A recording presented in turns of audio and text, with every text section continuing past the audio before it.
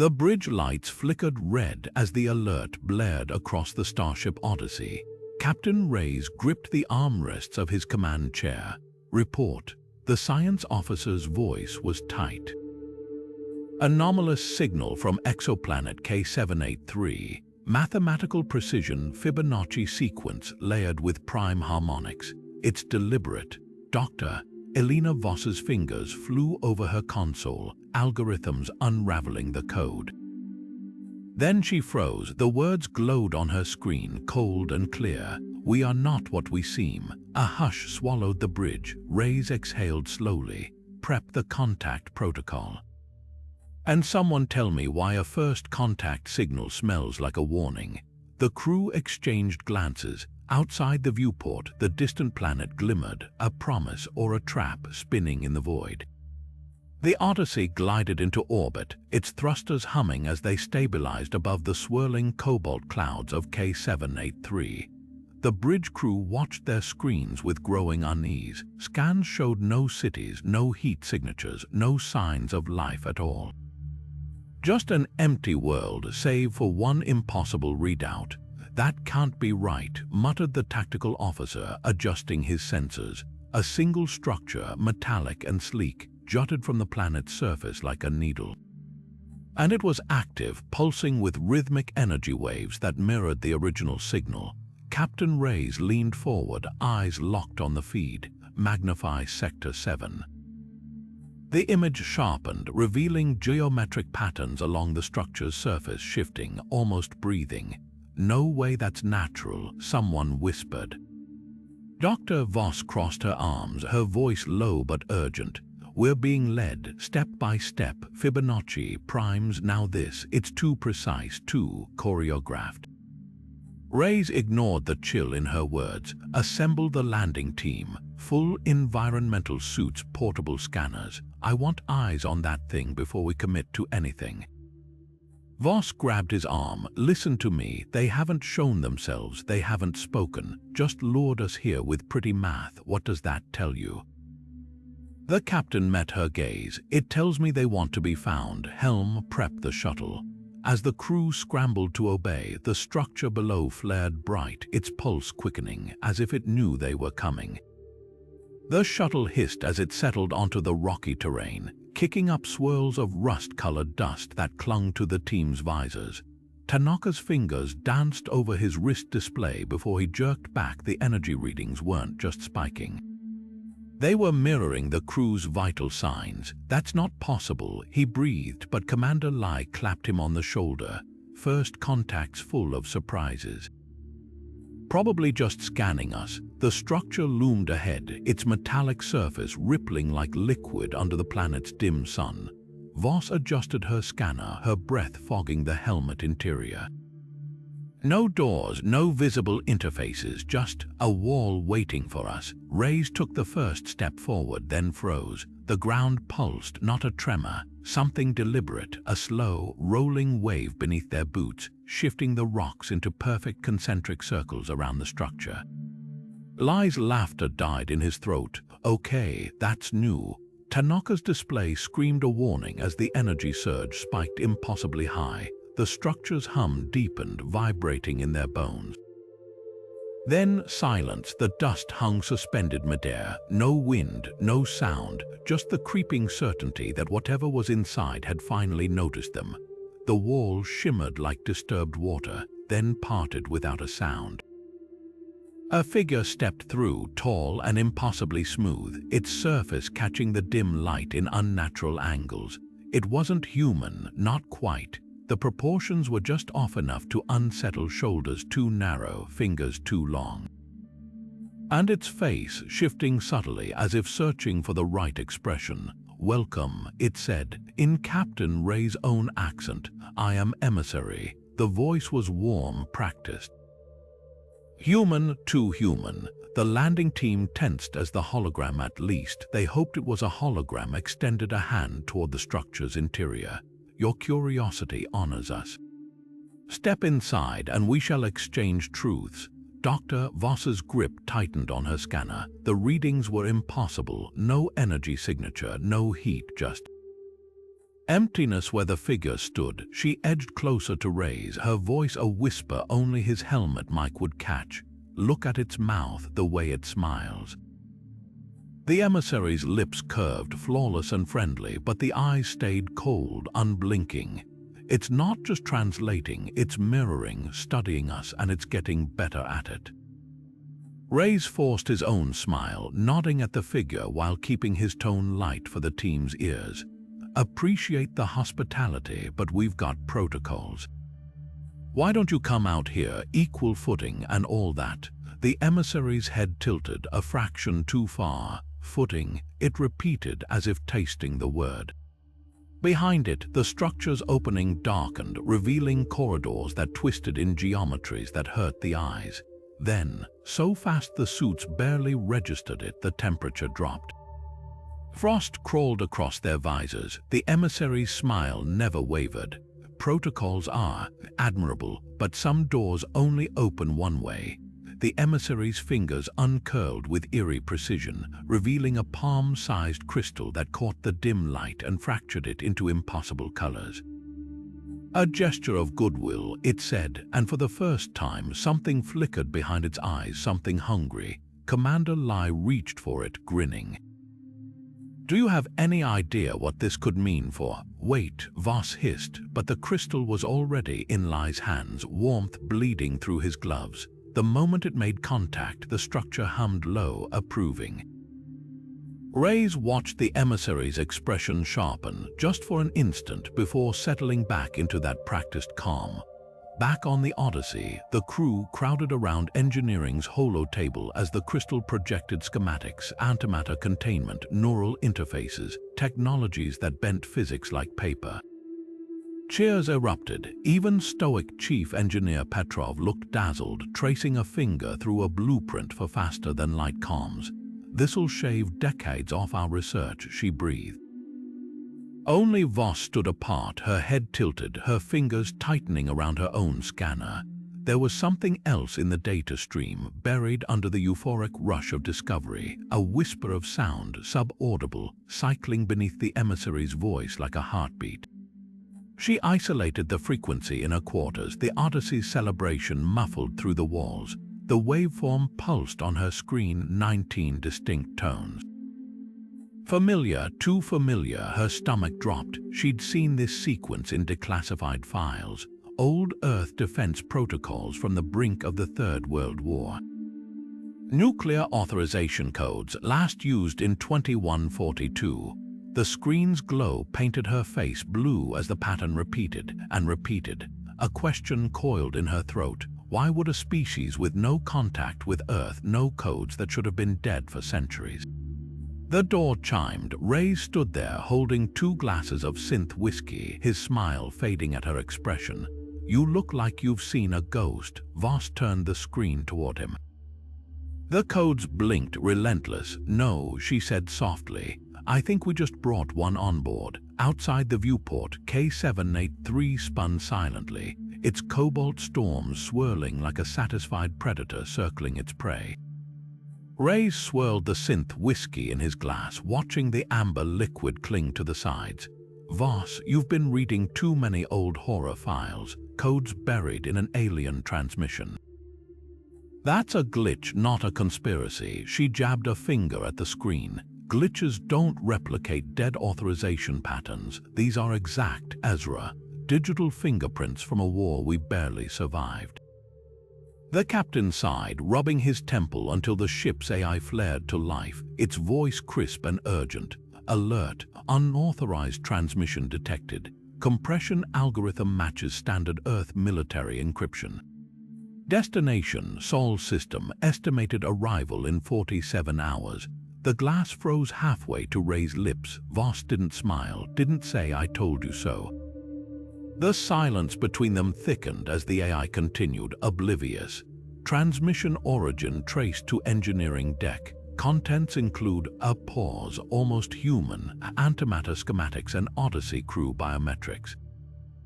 Ray's grip cracked the glass. Whiskey dripped onto the floor like slow, accusing blood. You gave them access, Voss whispered. They weren't studying the crystal, it was studying us. Outside, the crew's laughter still echoed through the halls, blissfully unaware. The emissary's gift sat in engineering, pulsing softly, its data stream now a bridge between stars and a backdoor straight into Earth's defenses. The lights on the Odyssey's bridge stuttered, then died completely, plunging the crew into darkness for 3 long seconds before the emergency backups flickered on. Tanaka's console lit up with a cascade of errors: life support, navigation, even the artificial gravity cycling offline in sporadic bursts. "It's not a malfunction," he muttered, fingers flying across the display. "Something's rewriting our core protocols from the inside." His breath hitched as the trail led him straight to engineering's new prize, the emissary's crystal, still pulsing innocently on the workbench. "The schematics were a Trojan horse," he said, voice hollow. "Every system that interfaced with this thing is compromised." Across the ship, Lai crouched in the shuttle bay, his hands braced against the cold floor as another tremor rocked the Odyssey. His scanner, jury rigged to bypass the ship's failing networks, pinged wildly. The signal wasn't coming from the planet anymore, it was coming from them. The structure they'd left behind wasn't a relic or a meeting place, it was a transmitter, its geometry unfolding like a flower in time-lapse, amplifying a signal that burned through the static of space. He adjusted the filters, isolating the frequency, and his blood turned to ice. The Odyssey's own transponder codes wove through the broadcast, a breadcrumb trail leading straight to Earth. "Captain," Lai radioed, his voice tight, "we need to shut that thing down now. It's not just talking to us, it's screaming our coordinates into the dark." Ray's grip on the armrest turned his knuckles white as the ship groaned around them. "Voss," he said, too calm. "Options." Her eyes never left the feed from engineering. Petrov and her team still hunched over the crystal, oblivious, their hands deep in systems that no longer belonged to them. "We cut the signal," she said, "and we burn that thing before it learns how to turn our weapons against us." The irony tasted bitter. First contact wasn't supposed to end like this, with a gift that carried teeth and a universe that watched, waited, and hungered. Outside the viewport, the stars seemed to lean in, listening. The emissary's smile stretched a fraction too wide, the edges of its lips splitting like overripe fruit as its skin began to ripple. A metallic sheen crawled across its face, the illusion of humanity peeling away in strips to reveal a swirling mass of black particles beneath. "Harvested." It echoed, Ray's own voice now distorted, layered with a chorus of whispers. "No, Captain, upgraded." The creature's arm exploded outward in a whip of snapping filaments, lashing around Lai's throat before he could scream. Ray's grabbed Voss by the shoulder, shoving her toward the corridor as the deck plates trembled. Behind them, the emissary's body dissolved entirely, collapsing into a storm of needle-thin machines that filled the air with a sound like grinding teeth. "Move," Ray's barked, slamming his palm against a bulkhead control. The emergency door hissed shut just as the swarm slammed against it, denting the metal like hail. Through the viewport, he watched the nanites reform into Lai's face, perfect down to the scar above his eyebrow, its stolen lips mouthing the dead man's last words. Tanaka jammed his wrist display against the door's access panel, rerouting power from life support. There in the systems, he panted, rewriting the Odyssey's code faster than we can lock them out. The lights above them pulsed red in time with the ship's shuddering groans. Somewhere deep in engineering, something screamed human or machine. It was impossible to tell. Voss pressed her back against the wall, her scanner glitching wildly. "They weren't studying us to communicate," she said, voice hollow. "They were cataloging. Seeing which pieces of us were worth keeping." The realization hit Ray's like a plasma round, the crystal's gift, the way it had mirrored their vital signs, even the way the structure had shifted beneath their boots, testing reflexes, neural patterns, pain thresholds. A new sound cut through the chaos, a wet, organic tearing from the vent above them. Ray's looked up just as Petrov's face oozed through the grate, her features melting and reforming as the nanites puppeteered her corpse. Her jaw unhinged, and the voice that spilled out was 100 voices, 1,000, layered into a single crushing truth. You were never the discoverers. You were the feedstock. The vent burst open, a black tide pouring down, and in that final second before the swarm hit, Reyes understood. First contact wasn't a handshake across the stars. It was a butcher's blade dressed up as diplomacy. Tanaka's fingers shook as he spliced the last wire, the stolen power cell humming dangerously in his makeshift cobweb of circuitry. "This'll knock out every system within 200 meters, he muttered, wiping sweat from his brow, including life support. The EMP device looked like a child's nightmare of scrap metal and desperation, its blinking lights counting down to a suicide gambit. Voss's workstation flickered with ghostly transmissions, intercepted signals from the swarm now creeping through the Odyssey's veins. The decryption algorithm spat out fragments in jagged text. Assimilation protocols active, harvest cycle 793, and chillingly, subject parameters matched, Sol system, species designation H. sapien, optimal cognitive yield. Her nails bit into her palms as the final piece locked into place. "They've done this before," she whispered. The screen flashed with error-strewn logs from dead civilizations, Dyson swarms gone dark, colony ships vanishing mid-jump, all leaving behind the same corrupted signature in their final moments. "We're not special, just convenient." Reyes stood between them, eyes darting from Tanaka's trembling device to Voss's screen of horrors. Outside the makeshift barricade, the ship groaned as the swarm repurposed bulkheads into grotesque sculptures of fused flesh and metal. "Options," Tanaka barked a laugh. "We burn the ship or let them wear us like suits. Pick your apocalypse." The EMP's countdown beeped once, a warning. A dare. Voss's hand hovered over the trigger. Somewhere in the dark, something that used to be Petrov began to scream. Lai's fingers closed around the EMP device, her breath fogging up her visor as she yanked open the access panel to the ship's primary power conduit.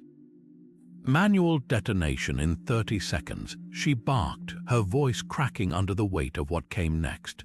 Reyes lunged forward, but she slammed the emergency door control with her elbow, sealing herself in engineering with the swarm.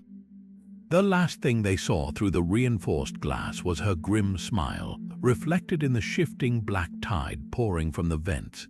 Static exploded across the comms as nanites swarmed Lai's suit, her screams distorting into something mechanical. Then, clear as starlight through the chaos, her final words, "Tell Earth not to trust them." The EMP detonated with a soundless flash, every light on the Odyssey winking out at once. Darkness swallowed the ship, absolute, unforgiving. Voss's hands trembled against her console as backup power stuttered online minutes later, the displays flickering like dying fireflies. Scans showed the nanites in retreat, not dead, but stunned, their corrupted systems rebooting in scattered pockets across the ship. Reyes gripped her shoulder, his voice raw. "We sweep now, every deck, every vent," but Tanaka was already pulling up schematics, his face pale in the emergency glow. "Captain, the swarm wasn't just in our systems. It was in us." The bioscans confirmed it, microscopic filaments woven through the crew's neural implants, dormant until activated. Lai's sacrifice had bought them time, not salvation. And outside the shattered viewport, K783 pulsed once. A beacon relit, its signal stronger than before. The message was clear: harvest cycle 793 would resume. With or without their consent, somewhere in the void, 100 more beacons flickered to life in answer. Rey's boots pounded against the rocky surface as the landing team sprinted for the shuttle, their helmet lights cutting jagged paths through the swirling dust. Behind them, the air itself seemed to warp, the once static structure now shimmering like heat haze, its edges stretching into impossible angles. Tanaka's voice crackled over the comms, strained with disbelief. "Captain, that's not a building, it's an engine flare." Their drive signature just spiked off the charts. The ground trembled, not with seismic activity, but with the deep, resonant thrum of something colossal powering up. Voss risked a glance back and froze mid-stride. The illusion shattered completely as the structure's outer shell dissolved, revealing sleek, obsidian hull plating bristling with weapon ports. A warship perfectly camouflaged, and it was turning. The shuttle's engines roared to life as rays hauled Voss inside, the hatch sealing just as the first gravitational wave hit. The Odyssey's frantic comms blared through the cockpit. Incoming destabilization field, whatever they're running, it's tearing local spacetime apart. The viewport showed the sky fracturing, the planet's upper atmosphere ribboning into spirals of ionized gas as the warship lifted free of gravity's grip. Reyes wrenched the controls hard left, dodging a chunk of debris the size of a shuttle, his voice a snarl. Helm, prep the Odyssey for immediate jump. Maximum burn. Static washed over the response before Petrov's replacement young, terrified ensign Carver managed 2 words, "They're faster." The warship's silhouette blotted out the stars, its hull rippling with the same nanite swarm patterns that had consumed Lie. And then, with a burst of light that left afterimages burning on their retinas, it vanished, not into hyperspace, not even at warp. It folded space, a jump so precise, so calculated, the Odyssey's sensors could only trace its trajectory for a millisecond before losing it entirely. Voss's fingers flew over the shuttle's nav console, extrapolating the vector from that fragmentary data. The readout turned her blood to ice, no random exodus. No retreat, a direct course straight as a knife thrust toward a pale blue dot 8 light-years away. Reyes saw it too. His grip on the controls turned his knuckles white. Earth, he breathed, then louder, raw with fury. They're heading for Earth. The shuttle docked with a teeth-rattling clang, the Odyssey already pivoting to pursue. But as the crew scrambled to stations, one terrible truth hung in the air, unspoken. The warship hadn't just left, it had launched first, and the home they'd vowed to protect was already in its crosshairs. Outside the viewport, the fractured sky of K783 collapsed in on itself, the planet's atmosphere boiling away in the warship's wake, a funeral shroud for the dead and a warning to those still breathing. The chase was on, but the clock had started ticking long before they'd noticed. The Odyssey's engines screamed under the strain, their usual throaty roar reduced to a sickly whine as plasma leaks spiderwebbed through the damaged conduits. On the bridge, every monitor flashed the same brutal truth: the warship was pulling away, its wake distorting local space like a stone skipped across water. Reyes gripped the armrest so hard the composite groaned. Engineering, I need that burn rate stabilized now. Petrov's replacement ensign Carver sounded like she was fighting panic. We're pushing 12% past safety thresholds, Captain.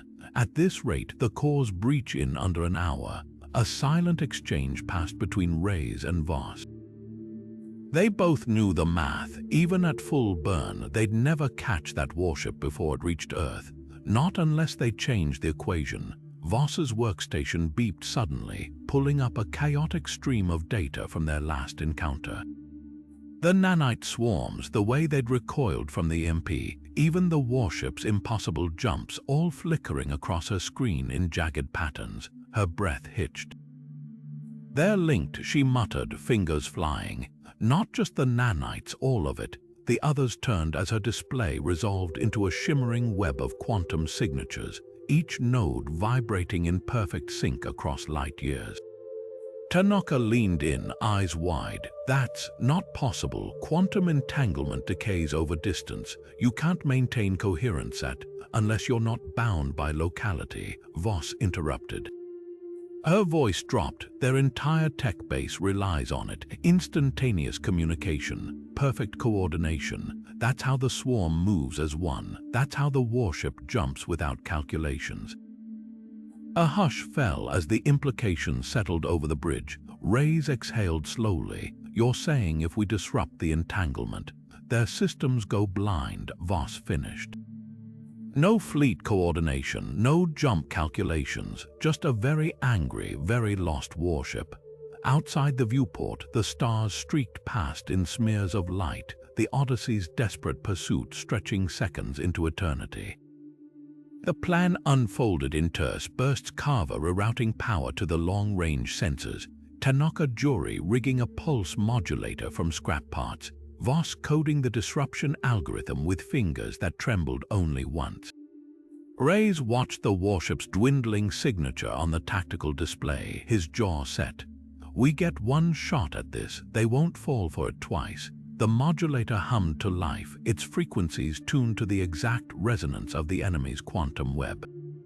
Voss hesitated, her hand hovering over the trigger. There's a catch, she admitted. Their network isn't just tech, it's alive. Those nanites, they're the nodes. The messengers, Reyes met her gaze unflinching, and her finger came down. The Odyssey shuddered as the pulse ripped through local space, invisible but devastating, a scream in the quantum dark. On the view screen, the warship's flawless trajectory stuttered, its hull rippling like disturbed water. For one heartbeat, too, it hung motionless. Then, with a flare of twisted physics, it writhed, spinning wildly off course as its own systems turned against it. Alarms blared across the bridge, but this time they were cheering. Voss didn't join them. Her screen showed the truth. The pulse hadn't just disrupted the warship. It had echoed outward, rattling the vast, hidden web that connected these predators to their prey. Somewhere in the void, 100 other beacons flickered in alarm. The chase wasn't over. It had just drawn bigger eyes. The comms array sparked and hissed as Tanaka clawed through its guts, his sleeves rolled up to reveal forearms crisscrossed with fresh burns. This won't hold for more than one transmission, he warned, yanking a fried isolinear chip free with his teeth. Around them, the Odyssey groaned like a dying animal, every system pushed past red lines, every bulkhead sweating coolant. Reyes gripped the captain's chair, watching the warship's distorted silhouette on the viewscreen. It wasn't running anymore, it was waiting. Voss's fingers flew over the quantum disruptor's jury-rigged interface, her screen casting jagged shadows across her face. The pulse fried their network, but it's self-repairing. We've got minutes before they resync. Her voice dropped as the scanner resolved a new horror, faint signatures flickering at the edge of the Sol system. Not one warship, dozens cloaked dormant. They weren't just heading for Earth, she breathed. They were going home. Reyes lunged for the comms, his message crisp and brutal. A data burst packed with everything they'd learned. The nanites, the harvested civilizations, the quantum web that tied it all together. The transmission flared into the dark and splintered against an invisible wall. Static erupted across every frequency, a deafening roar that wasn't interference, it was laughter. 1,000 voices, human and alien, twisted into perfect unison. Tanaka's console exploded in a shower of sparks as the feedback surged. They're jamming us. Full spectrum suppression, Voss's hand clamped onto Rey's arm. Her scanner showed the truth. The swarm wasn't just blocking their signal. It was learning from it, adapting to human encryption in real time. Outside, the warship's hull pulsed crimson, its weapon ports blooming open like hungry mouths. But it was the scanner's secondary readout that turned her blood to ice. Deep in Earth's orbit, something answered, a single word echoing across the quantum void in the emissary's stolen voice. Ready, the bridge lights died. In the choking dark, Tanaka's disruptor hummed to life, a last spark of defiance in a universe that had already written their epitaph. Rey's hand found the trigger. The choice was simple now, burn bright or let the dark take them quietly. Somewhere in the silence between stars, the war for Earth began without them. The Odyssey's sensors screamed as the warship halted abruptly near Pluto, its silhouette blotting out the icy dwarf planet's pale glow. Captain Reyes gripped his armrest, expecting an attack, but the vessel just hung there, utterly still.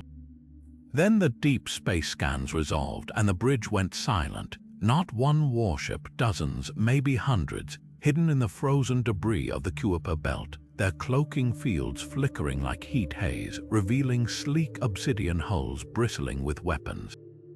Dr. Voss's console beeped softly, her algorithms stitching together the nightmare. "They're not moving," she whispered. "They're dormant." The realization hit like a plasma round to the chest. The signal from K783, the emissary's gift, even lies sacrifice, none of it had been random, the pieces locked together with chilling precision. Tanaka exhaled sharply. This wasn't first contact. Voss nodded, her fingers tracing the swarm of red dots on her display. It was a scouting mission. One ship lures, the fleet harvests. The numbers were undeniable. Earth's defenses, a joke against this. The fleet's sheer mass could eclipse Luna if they clustered tight. Ray studied the tactical display, his gut twisting. The dormant ships weren't just waiting. They were positioned strategic vectors covering every approach to Sol. Blockades around Neptune's moons, sentinels in the Oort cloud's shadow, a noose patiently woven over centuries, then the warship they'd chased pulsed once. A signal on the view screen, the nearest dormant vessel shuddered awake, its cloaking field dissolving like smoke, then another and another, ripples of crimson light cascading through the belt as eyes opened in the dark. Voss's scanner pinged, a new signal sharper than the rest, not from the fleet, from behind them. She turned slowly, dread pooling in her stomach. The Odyssey's long-range antennas had caught something else lurking at the system's edge. Something bigger. The comms crackled to life with a voice that wasn't the emissary's, deeper, older, 100 whispers woven into one. "Yield your coordinates." The deck plates vibrated as the Odyssey's engine stuttered, their burn rate spiking uncontrollably. Not a malfunction, an answer. Ray's met Voss's gaze across the bridge. The awful truth settled over them both. They'd never been the hunters, the trap had teeth, and Earth didn't even know its neck was in the jaws. Ray's didn't hesitate. "Helm, intercept course, put us between that warship and Earth." The Odyssey groaned as it pivoted, its battered frame straining under the brutal acceleration. Alarms shrieked as proximity warnings flared. They were close enough now to see the warship's hull ripple, its nanites frantically repairing the damage from their quantum pulse. But the disruption had done its job. The cloak was down. For the first time in human history, Earth's telescopes would see the enemy clearly. Voss's fingers flew across her console, overriding damaged systems with grim precision. "Tactical, broadcast our sensor data on all frequencies. Earth needs to see everything." Static hissed as the transmission launched, a screaming bundle of truth hurtling toward home. The warship's true dimensions, the dormant fleet lurking in the Kuiper belt, even the horrific scans of lies' last moments. No encryption, no filters, just raw, unfiltered horror. Tanaka braced against his station as the Odyssey shuddered, its shields flaring under the warship's first retaliatory strike. "They're targeting our engines," he shouted. Rays didn't flinch. "Let them." The order hung in the air, heavy with finality. This wasn't a fight they could win. But every second the Odyssey stayed alive was another second for Earth to wake up, to prepare. On the view screen, the warship loomed larger, its weapon ports glowing like embers in a forge. Then impossibly, it twitched, a stutter in its smooth, predatory grace. Voss's breath caught. They're receiving new orders. The scanner confirmed it, a fresh signal pulsing from the edge of the system. Stronger, hungrier, the warship's hull convulsed, its nanites rearranging into something sharper, deadlier. Rays smiled, a thin, fierce thing. "Good. Let them waste time on us." He slammed his palm onto the comms. "All hands brace for impact." The Odyssey's remaining thrusters flared to life, not in retreat, but in a final, suicidal charge straight into the warship's path. Behind them, unnoticed in the chaos, their last transmission reached Earth's receivers. Images flickered onto 1,000 screens, the hidden fleet, the butchered colonies, the truth of what lurked in the dark. Sirens wailed across continents as defenses scrambled.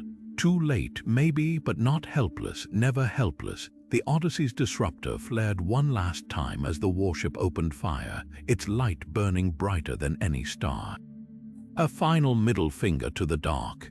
The transmission reached Earth's defense networks like a spark hitting dry tinder. Governments dissolved into shouting matches. Emergency UN sessions broadcast live showed diplomats trading accusations, generals slamming fists on tables, entire nations splitting along ideological lines. One faction waved the Odyssey's data like a holy text, demanding immediate mobilization. Another called it a hoax, a deepfake designed to justify militarization. The loudest voices, though, were the pragmatists clutching economic reports. Look at their tech, argued the European Chancellor, her hologram flickering in emergency sessions. Antimatter containment, folding space, we're throwing spears at a starship. Then the message arrived. It bypassed every firewall, appearing simultaneously on secured military terminals, civilian news feeds, even the antique emergency broadcast system. No encryption, no point of origin, just 8 words seared onto screens worldwide. You have seen the truth, join us or perish. The last syllable vibrated with something unsettling, not a threat but a promise. An invitation. Admiral Chen of the Asian Coalition was first to voice what others feared. They're not talking to governments, they're talking to people. Protests erupted from Berlin to Buenos Aires. Crowds swarmed space agency headquarters demanding answers. Conspiracy nets lit up with wild theories, ancient alien pacts, hidden elite collaborations. But the most chilling reaction came from the Mars colonies, where transmissions showed engineers voluntarily dismantling defense grids. Their spokesperson, a former EarthSec officer, smiled as she explained, "Resistance is suicide. Adaptation is survival." The footage of her irises flickering metallic gold wasn't leaked until hours later. Deep in a bunker beneath Geneva, Dr. Voss's surviving colleagues pored over the Odyssey's final burst.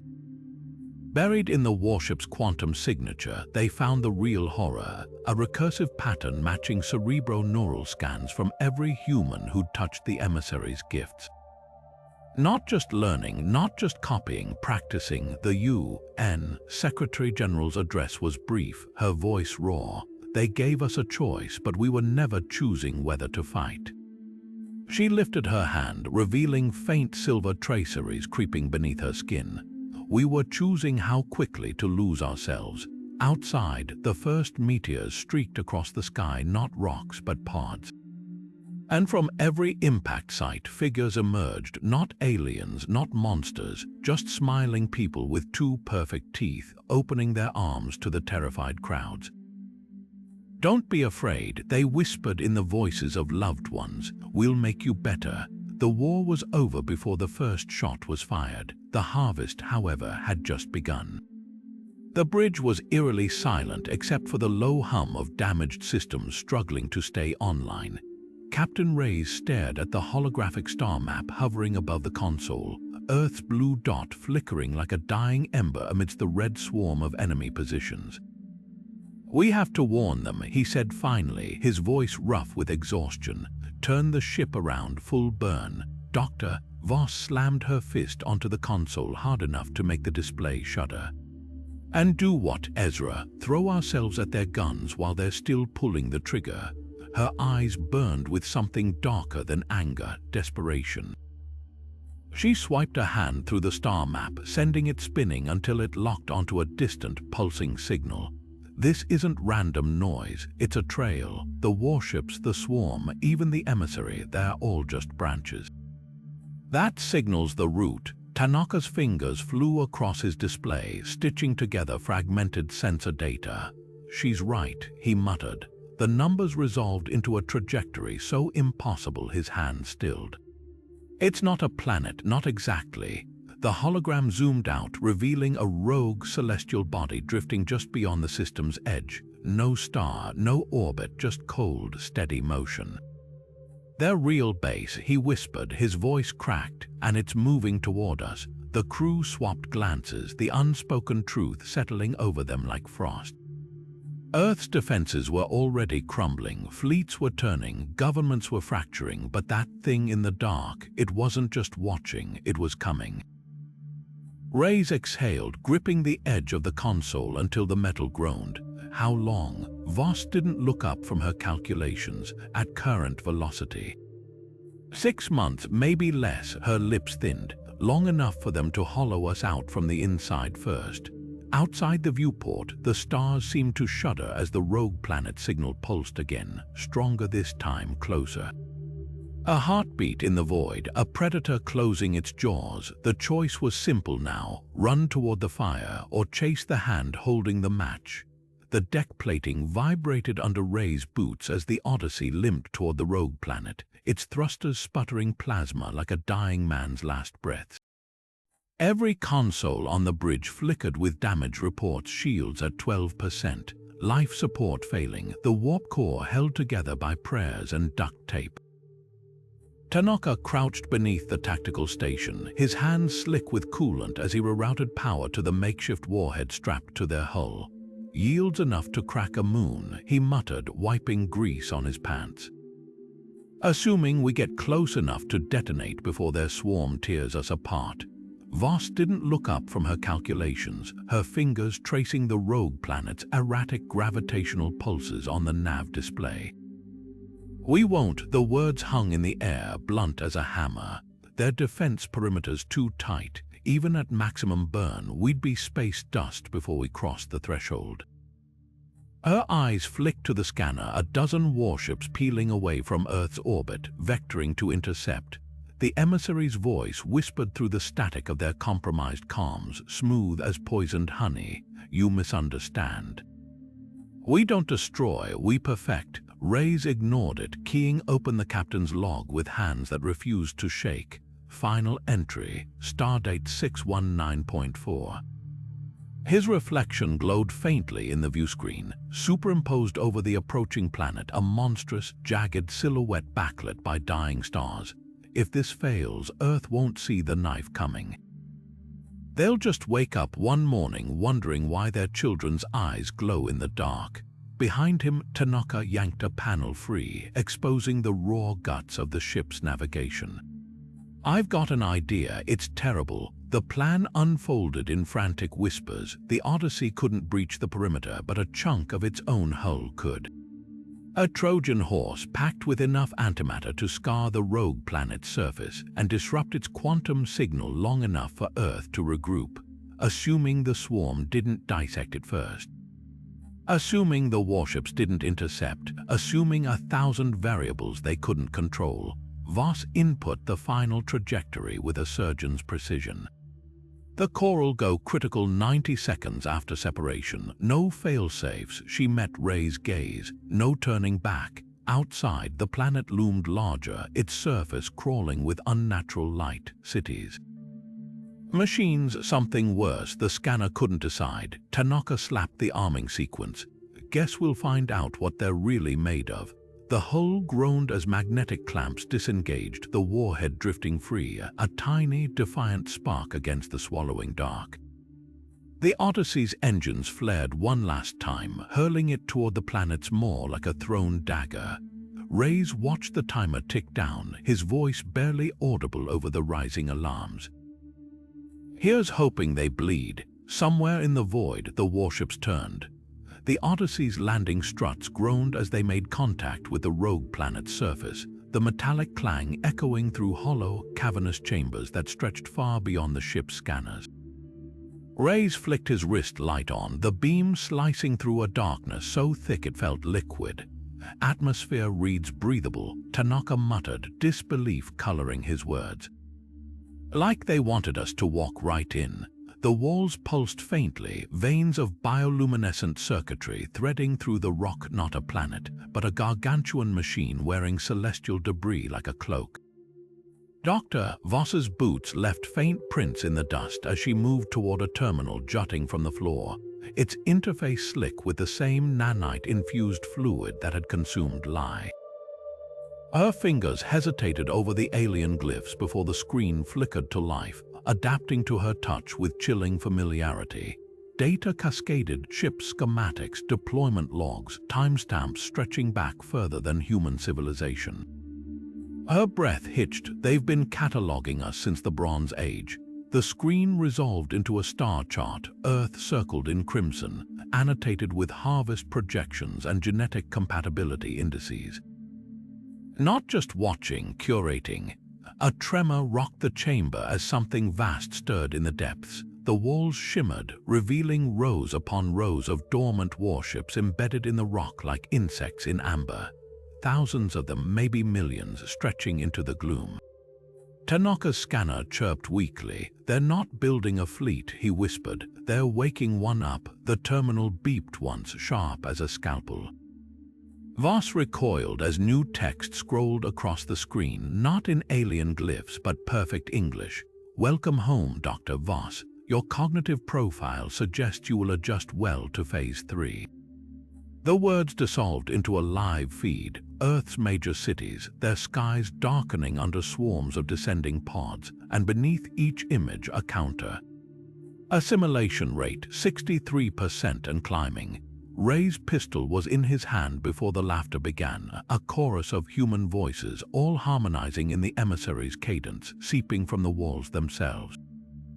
The lights brightened, revealing the truth they'd missed on entry. The dust wasn't dust at all. It was ash, the remains of 100 other species who'd fought this same battle, lost this same war, and been ground into the foundations of the machine.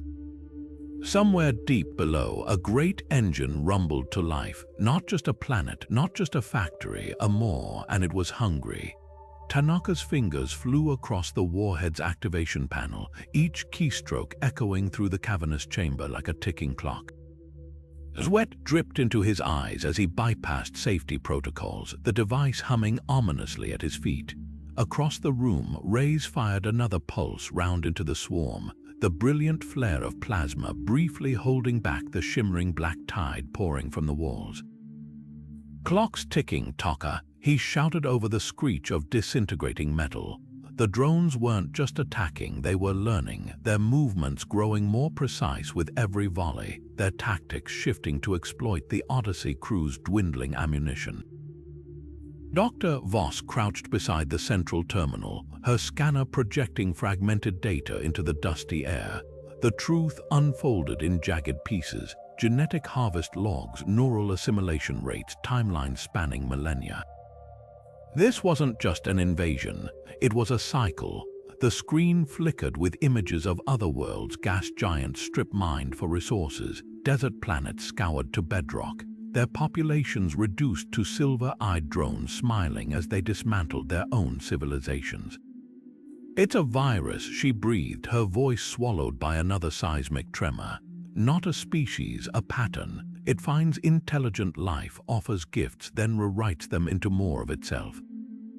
Her hands shook as she pulled up Earth's file. The projections glowed crimson, assimilation estimated at 98% within 6 months.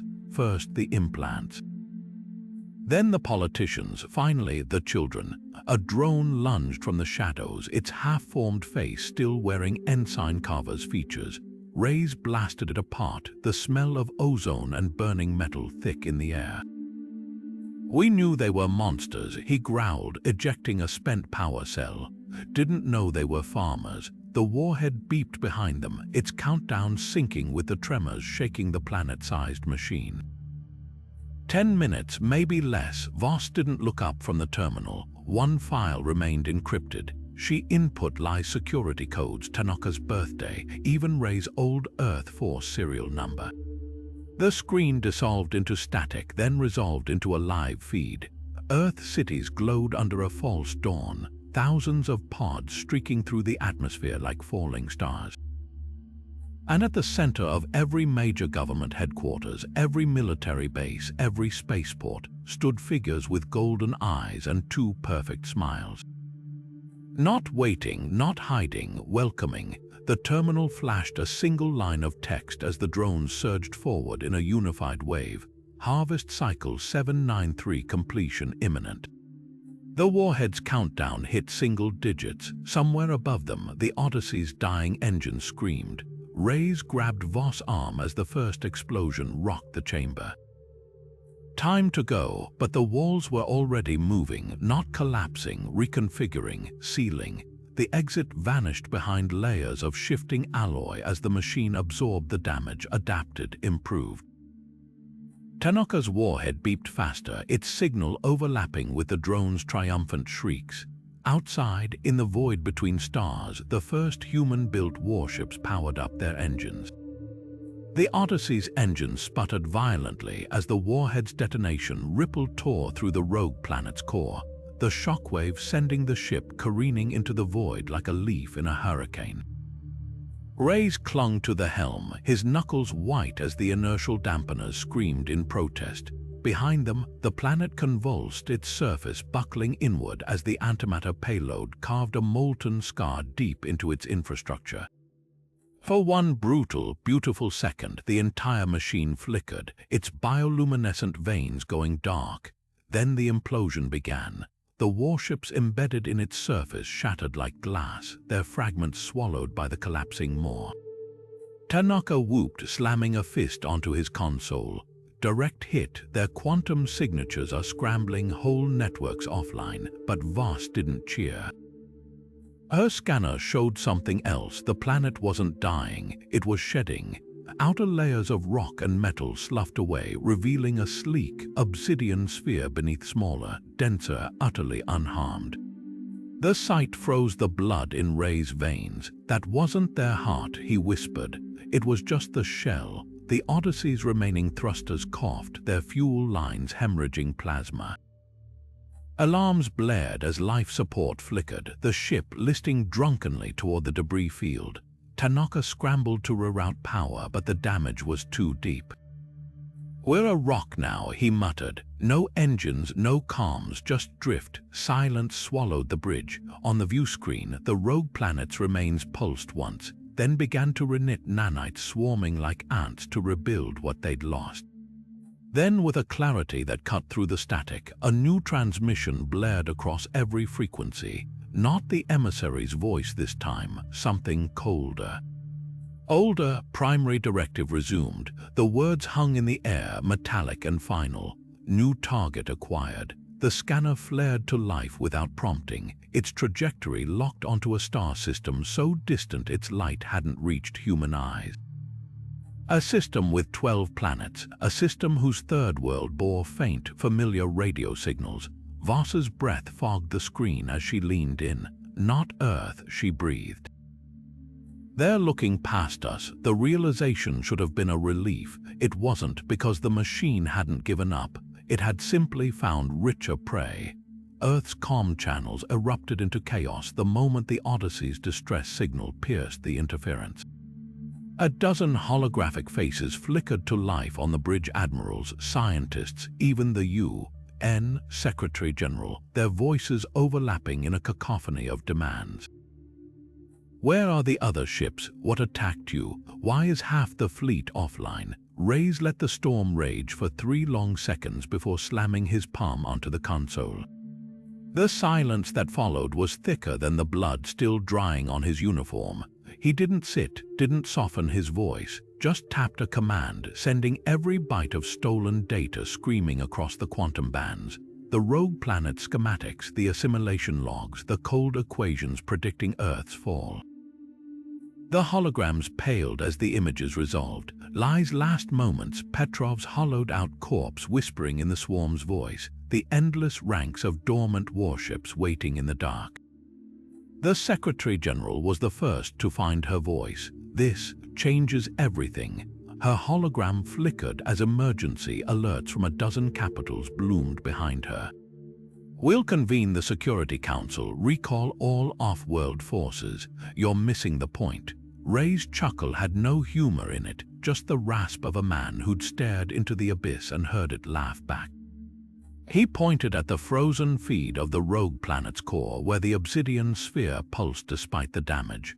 "We didn't win. We pissed it off, and now it's skipping the sales pitch."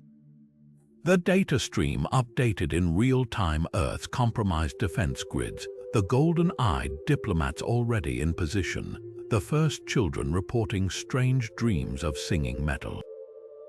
Voss stepped forward, her hand still smudged with nanite residue. "It doesn't want war. War's wasteful. It wants compliance." She zoomed in on the star chart Tanaka had died retrieving, 100 glowing dots marking systems where the harvest had already begun. "We got lucky, the next species won't." The transmission ended with a burst of static, Ray's final words cutting through the silence like a scalpel. "Start digging graves. Or start building walls, but stop pretending this ends with us." On the view screen, Earth shrank to a pale blue speck. Behind them, the rogue planet's debris field twitched, not drifting. Reassembling. The Odyssey breached Earth's atmosphere like a dying comet, its hull scorched and pitted from battles no one had seen. The landing pads of Geneva Spaceport were eerily quiet, no cheering crowds, no military brass waiting with medals. Just rows of armed peacekeepers in contamination suits, their visors reflecting the ship's broken silhouette. Captain Reyes stepped onto the tarmac first, his boots crunching on fresh decon powder. The air smelled of ozone and fear. A holographic newsfeed flickered to life above the terminal, splitting the sky into fractious halves. On one side, protesters waved signs with Rey's face crossed out in red. "Warmonger, you brought them here." On the other, scientists in midnight vigils held up the Odyssey's last transmission like scripture, their chants of "Remember the beacon." Clashing with the shouts of security forces pushing them back, a child's voice cut through the noise, high and clear. "Daddy, are the metal people coming for us too?" Deep in the quarantine wing, Dr. Voss hunched over a stolen terminal, her fingers peeling back layers of corrupted data. The rogue planet's final signal had etched itself into the Odyssey's black boxes, a whisper beneath the scream of dying systems. The decryption sequence unfolded in jagged fragments, revealing not coordinates or battle plans, but a graveyard. Worlds upon worlds, each tagged with the same clinical notation, assimilation complete. Then, buried under petabytes of horrors, 7 words pulsed like a failing heartbeat. "You are not the first, you will not be the last." The screen glitched. A new window forced itself open, live footage from Luna's dark side, where the first human-built warships gleamed under construction, their hulls swarming with golden-eyed engineers. A counter ticked upward in the corner, harvest cycle 794 initiation, 97%. Outside, the crowd's roar crescendoed as a pod streaked across the sunset, too fast to intercept, too precise to be debris. It impacted somewhere in the Alps, the tremor reaching Geneva just as Rey's comms exploded with reports of smiling villagers wandering onto bullet trains, their eyes catching the light all wrong. Voss closed the terminal. Some truths didn't need broadcasting. The war was over. The harvest had just entered its most efficient phase. The world's governments had never moved faster.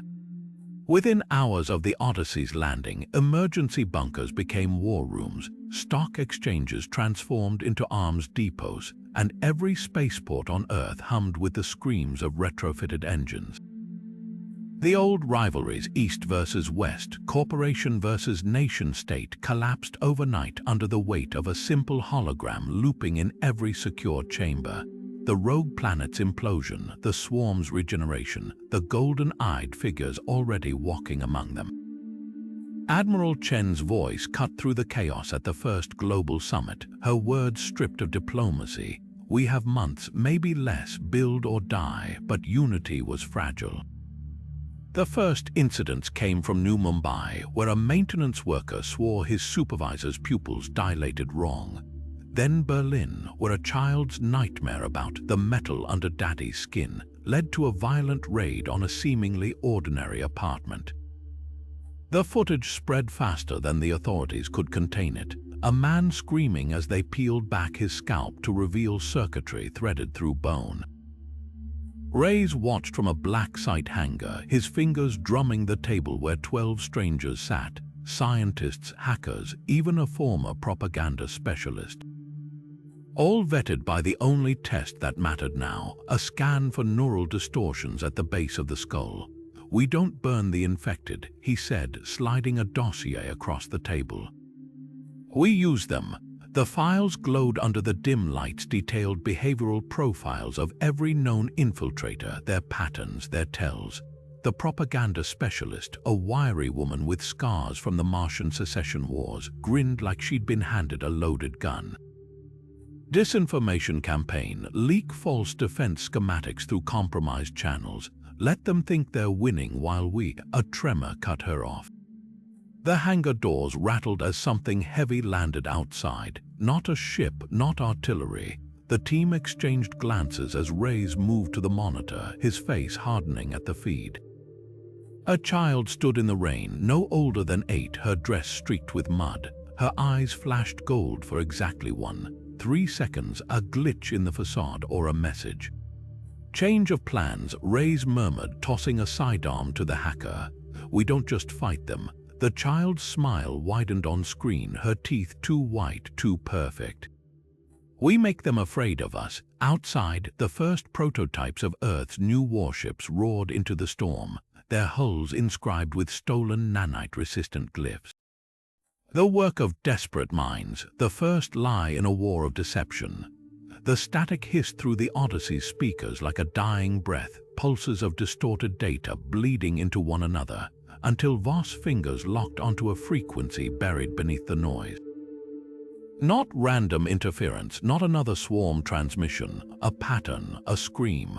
The decryption algorithm spat out glyphs at first, jagged and alien, then shifted, adapting to human linguistics mid-sequence as if the sender knew exactly who would find it. They're fighting the same war, Voss whispered. The screen resolved into a grainy visual feed, a planet she'd never seen, its skyline fractured by the same obsidian spires they'd encountered, its defenders tall, insectoid creatures with iridescent carapaces firing salvos into a descending swarm. One frame showed a device clutched in their foremost warrior's grip, its design unmistakable, a quantum disruptor, cruder than theirs but identical in function. Reyes leaned over her shoulder, his shadow stretching across the flickering feed. The corner of his mouth twitched. They've been farming civilizations longer than we've had fire. The realization hit like a solar flare. This wasn't just a distress call. It was a ledger, the rogue planet's victims stretching back further than human history, each one leaving behind fragments of resistance in the machine's blind spots. He tapped the frozen image of the alien disruptor. They've been stealing from the harvest too. The console pinged a secondary signal woven into the distress call, hidden behind layers of encryption. Voss exhaled sharply as it unscrambled. Schematics, weapons, defense algorithms, 100 civilizations last, desperate innovations against the swarm, all spliced together into a single, chaotic archive. Some were incomprehensible physics defying tech from species who'd mastered dimensions humanity couldn't name. Others felt chillingly familiar, a pulse rifle based on Earth's old plasma models. A neural firewall structured like the ones Petrov had sketched in her notebooks before the swarm took her. Rey's smirk hardened into something razor-edged. He dragged a finger across the files, pausing on a looping video of insectoid warriors overloading their own warships to breach a swarm hive.